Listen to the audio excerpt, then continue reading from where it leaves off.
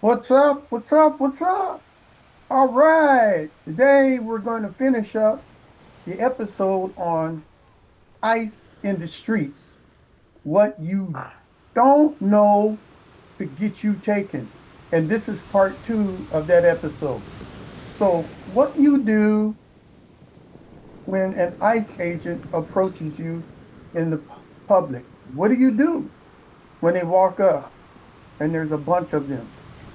Where's the safest place to be if you see ICE agents conducting a raid? Do you walk towards the raid? If you're undocumented, what are your rights? Do you know your rights? Do you have them memorized? Can you be forced to answer questions? If they ask you a bunch of questions, are you obligated to give them answers? Should you run? Should you record? Or should you remain silent? I think remaining silent would be the best thing for you. And most importantly, how do you survive one of these encounters without becoming another quiet disappearance in the system? All right, so I do have some questions that I'd like to take and or some facts that I'd like to take and answer for you. So today we're going to be breaking down how to avoid ICE abductions in major US cities like Los Angeles, Chicago, Atlanta, and New York. Whether you're a citizen, a dreamer, or undocumented, knowing your rights could be the difference between freedom and a van ride you never come back from. So let's look at 10 more ways to avoid ICE abductions in large cities. The first one is to stay alert at transportation hubs. ICE raids frequently target bus stations, courthouses, and workplaces with day laborers. So if you're standing out in front of Home Depot, right, or those agencies that look like that, right? Or areas where a lot of undocumented people are waiting to be picked up for work jobs or around housing building areas where migrants are waiting to be picked up to work and build houses, you're going to have to be very cautious. Standing around courthouses is another place that you don't want to be standing around. Okay? So stay alert at transportation hubs, train stations, these type of places, airports. All right. Number two, don't rely on rumors. Verify ICE activity with trusted local organizations, hotlines, or immigrant rights networks. Don't sit there and listen to what people are saying, right? You take and look at trusted organizations. Number three, travel with caution. If you must drive, keep your registration and insurance handy to avoid unrelated stops turning into ICE referral. So make sure your running lights are working and your stop lights is working, your brake lights are working, turn signals are working, so that they don't pull you over for some little traffic infraction when really they're trying to hook you up to taking and abducting you on an ICE operation.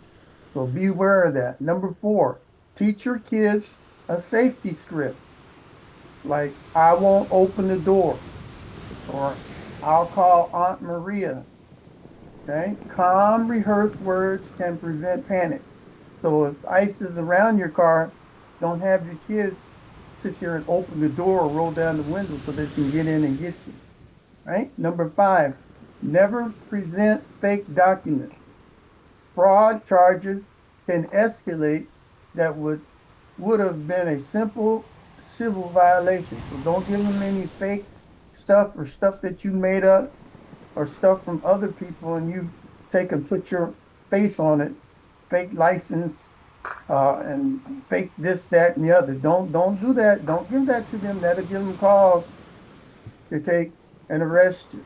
Number six, use encrypted messaging apps. Communicate with trusted contacts on Signal or WhatsApps for safety alerts. Number 7, keep proof of U.S. presence, rent receipts, bills, and school records can support future legal cases. So if you have your old bills, keep them, especially with your address and stuff on it, or your old rent receipts or power bills, right? Or maybe you voted, a voting record or whatever. Keep all that available so that you have a foundation that you are acting as an American citizen.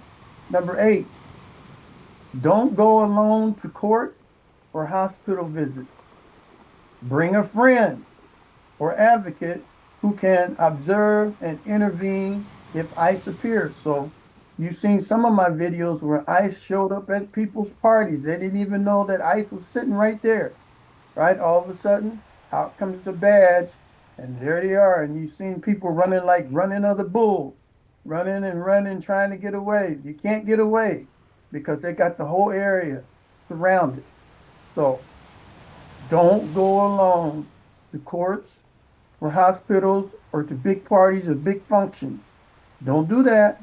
Number 9, join a rapid response network. Many cities have ICE watch hotlines and community observers who show up to record raids. So if you see people recording raids, try to get near them so that you can be documented because you might not have your phone or your camera with you, right? And so they will get there in just a few minutes. And finally, number 10, know the local allies, like running into a church, right? Find a church and run into it, or community center, or an immigration coalition. Often provide safe spaces and legal clinics. So if you see a church, that's what I would do. First church I see, I'd run inside, and they can't go inside there to get you. Or maybe run into a school, right? There's a lot of safe haven places and schools. The whole city of Los Angeles is supposed to be a safe haven for undocumented people, but they'll still get you. So maybe running into a school, church, or community center would be the best thing for you. All right? So this episode is Ice in the Streets. What you don't know to get you taken. And this is part 2 of it. So staying safe starts with staying informed. You can't stop ICE from existing, but you can stop them from catching you unaware. Remember, silence is your right and preparation is your shield. Stay smart, stay calm, and never forget, knowledge is defense. Thank you again for watching this episode of What's Up, and I hope that you enjoyed the show. And once again, I'm out here at the beach, and I think I'm gonna take and go out and go for a little swim out here. It is kind of a little windy out here, but I really enjoy being out by the ocean. And I hope that I did a service for my Latino friends, my Latina friends, and I want you to be safe. Thank you for being here in America, and I wish you all the best. All right, what's up? What's up? What's up?